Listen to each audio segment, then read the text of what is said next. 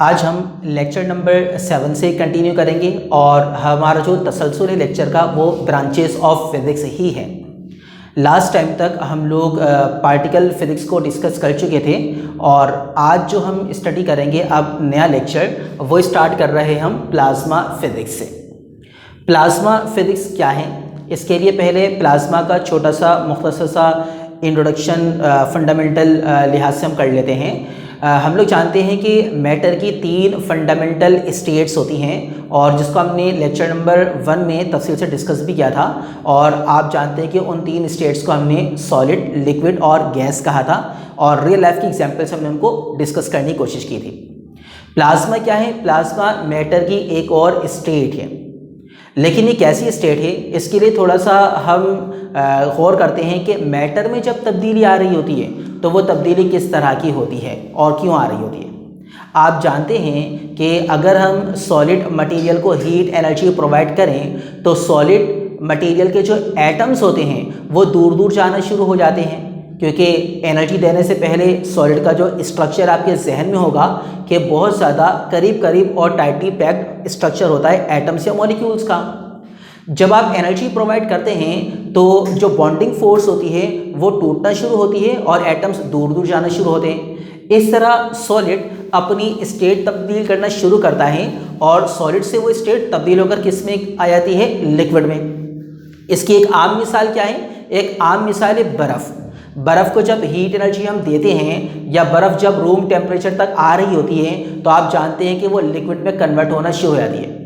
अब अगर आप लिक्विड पर गौर करें और उसको फिर सॉलिड से कंपेयर करें तो लिक्विड के अंदर मॉलिक्यूलर या एटॉमिक अरेंजमेंट सॉलिड के मुकाबले में डिफरेंट होती है। यानी लिक्विड के अंदर पार्टिकल्स या एटम्स या मॉलिक्यूल्स किसी हद तक दूर दूर होते हैं, किसी हद तक फासले पर होते हैं। अगरचा उनके कोई डेफिनेट शेप तो नहीं होती लेकिन फिक्स्ड वॉल्यूम ज़रूर होता है। फिर इसी तरह अगर हम लिक्विड को हीट एनर्जी प्रोवाइड करें तो अब वो लिक्विड किस में कन्वर्ट हो जाता है? गैसियस स्टेट में। जैसे मिसाल के तौर पर जब आप पानी को गर्म करते हैं तो पानी स्टीम में कन्वर्ट होता है जो कि गैसियस फॉर्म है।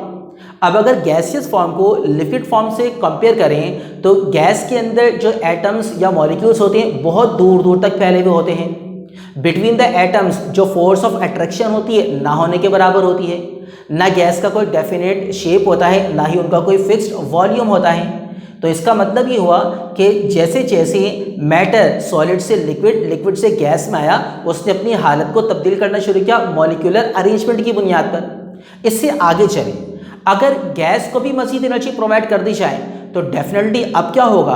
अब होगा ये कि जो इलेक्ट्रॉन्स थे किसी एटम के अंदर वो फ्री होना शुरू हो जाएंगे। जब इलेक्ट्रॉन फ्री होंगे, इलेक्ट्रॉन बाहर निकलेंगे तो अब 2 तरह के पार्टिकल्स जनरेट हो गए फ्री स्टेट में। एक होगा खुद इलेक्ट्रॉन जो कि नेगेटिव रेडिकल पर डिपेंड कर रहा होता है और जब इलेक्ट्रॉन बाहर आए तो एटम के ऊपर कौन सा रेडिकल जनरेट हो जाएगा? पॉजिटिव। अब जब ये दोनों पॉजिटिव और नेगेटिव टाइप के पार्टिकल्स बनकर किसी मीडियम के अंदर फ्लो करेंगे और फिर किसी ऐसे एटम के साथ मिक्स हो जाएंगे जो कि न्यूट्रल हालत में था, तो डेफिनेटली अब इन पार्टिकल्स की इलेक्ट्रिक फील्ड और मैग्नेटिक फील्ड इन पे भी फर्क आएगा। तो वो जो इलेक्ट्रिक और मैग्नेटिक फील्ड का बिहेवियर होता है, ऐसे पार्टिकल्स जिनके अंदर इलेक्ट्रॉन्स नहीं थे, इलेक्ट्रॉन फ्री हो चुके थे और उनके ऊपर पॉजिटिव रेडिकल आ चुका था और अब वो मिक्स हो गए किसी न्यूट्रल एटम के साथ, तो इस दौरान जो कुछ इलेक्ट्रिक और मैग्नेटिक फील्ड की सूरत में आपको चेंज नज़र आ रहा होता है और जो पूरी की पूरी मटेरियलिस्टिक फॉर्म चेंज हो रही होती है उसी को हम क्या बोलते हैं? प्लाज्मा। तो हम ये कह सकते हैं कि plasma physics basically free particles और उनसे रेलिवेंट जो इलेक्ट्रिक और मैग्नेटिक कैरेक्टर होता है किसी भी मीडियम के अंदर उसको स्टडी करने का नाम होता है। आगे चलते हैं। आगे जो हमारे अब नेक्स्ट फंडामेंटल ब्रांच है वो है ऑप्टिकल फिजिक्स।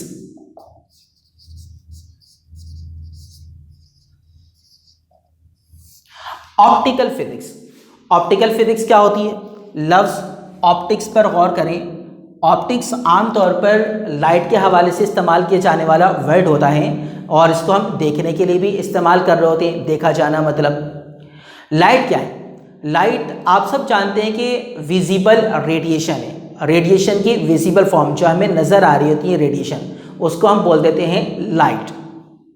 ऑप्टिकल फिजिक्स क्या है?